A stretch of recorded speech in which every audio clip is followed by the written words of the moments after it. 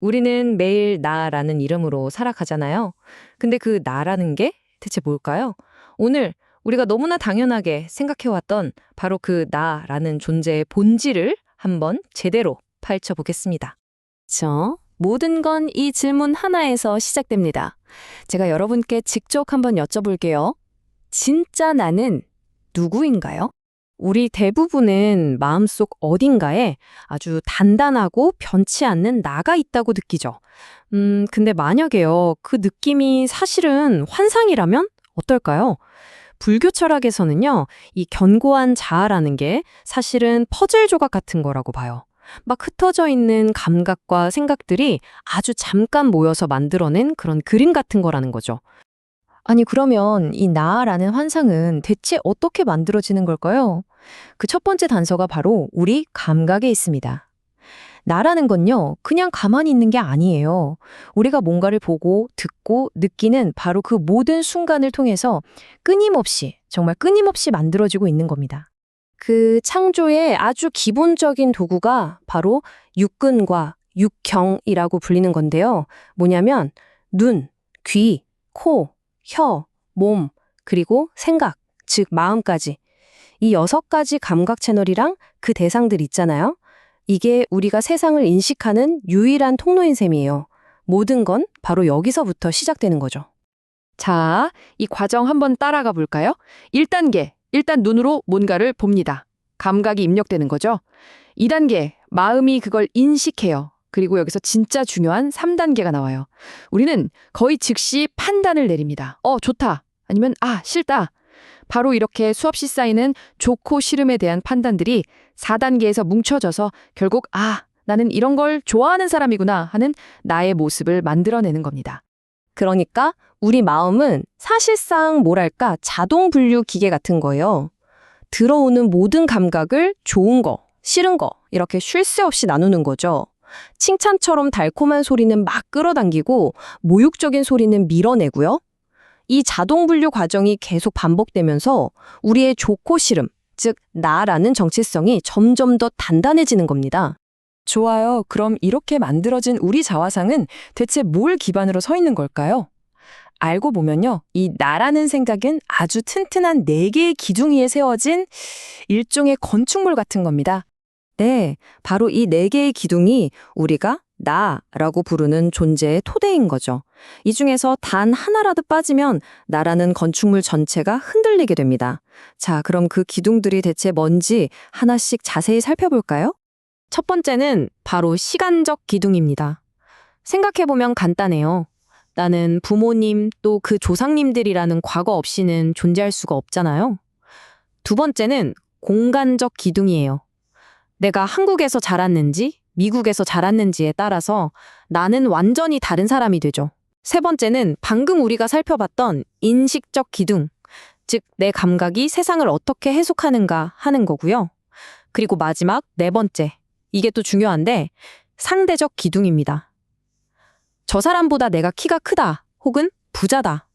이렇게 남과 비교하는 바로 그 순간 나라는 정체성이 생겨나는 거죠. 자, 여기서 핵심이 나옵니다. 이 4기둥을 한번 싹 빼버린다고 생각해보세요. 과연 나라는 게 남아있을까요? 정답은 아니요입니다. 나라는 건 혼자 동떨어져 있는 독립적인 존재가 절대 아니라는 거예요. 이 모든 조건들이 서로 얽히고 설켜서 잠시 나타나는 그런 연기적 존재라는 거죠.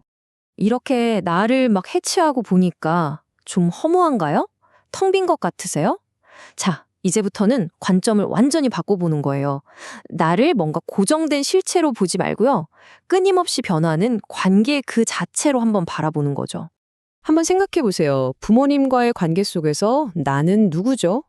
바로 사랑하는 자녀로 존재하죠. 그분들의 보살핌과 기대 속에서만 자녀라는 정체성이 의미를 갖는 겁니다. 그런데 그 자녀로서의 나는 직장에 가는 순간 사라집니다. 거기서는 동료들과의 관계 속에서 교수라는 완전히 다른 얼굴을 하고 있죠. 정체성이라는 게 고정된 게 아니라 관계에 따라서 마치 가면처럼 계속 바뀌는 셈이에요. 그리고 퇴근하고 집에 돌아오면 어때요? 교수라는 가면은 벗어두고 이번엔 가족과의 관계 속에서 아버지 혹은 어머니라는 새로운 뇌가 등장하죠. 이 모든 게 전혀 모순되지 않아요. 전부 다 동시에 바로 당신인 겁니다. 자, 이제 시야를 인간 세계 밖으로 한번 넓혀볼까요? 관계가 달라지면 나의 의미가 얼마나 극적으로 변하는지 보세요. 굶주린 사자에게 당신은 존엄한 인간이 아니에요. 그냥 고깃덩어리일 뿐이죠. 그리고 아주 작은 바퀴벌레한테 당신은요? 피할 수 없는 거대한 재앙 그 자체일 겁니다. 자, 그럼 다시 한번 묻겠습니다. 자녀, 교수, 아버지, 심지어 고깃덩어리. 이 수많은 얼굴 중에 대체 어떤 게 진짜 당신일까요? 정답은요? 전부 다이면서 동시에 아무것도 아니다입니다. 왜냐하면 관계를 떠나서 홀로 존재하는 진짜 나라는 건 애초에 없기 때문이죠. 자, 이제 마지막 단계입니다. 시야를 가장 넓게 우주 전체로 한번 확장해 볼게요.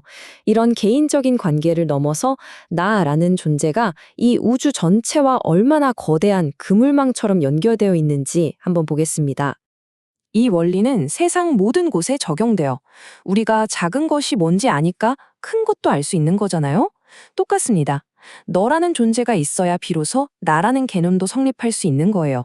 세상의 모든 존재는 이렇게 서로를 비춰주면서 존재하는 거죠.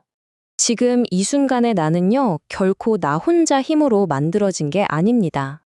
나를 낳아주신 부모님은 물론이고, 내가 숨쉬는 이 공기, 발 딛고 서 있는 땅, 마시는 물 한 모금, 그리고 내 주변의 모든 사람들까지. 이 중에서 단 하나라도 없었다면 지금의 나는 존재할 수 없었을 거예요. 나는 이 모든 것들의 합인 셈이죠. 그리고 이런 깨달음은요, 아주 자연스럽게 윤리적인 결론으로 이어지게 됩니다. 세상에 그 어떤 것도 홀로 존재하지 않는다는 걸 진짜 알게 되면 길가의 풀 한 폭이나 작은 벌레 한 마리도 함부로 대할 수 없게 되거든요. 왜냐하면 모든 존재가 서로 연결되어 있으니까 결국 남을 소중히 여기는 게 바로 나 자신을 소중히 여기는 길이 되는 거죠. 마지막으로 이 질문을 여러분께 한번 던져봅니다. 만약 나라는 게 외따로 떨어진 존재가 아니라 온 우주와 연결된 관계의 일부라는 걸 정말 온몸으로 느낄 수 있다면 세상을 보는 여러분의 시선, 그리고 자기 자신을 대하는 마음은 과연 어떻게 달라질까요? 그 답은 오롯이 여러분 각자의 몫입니다.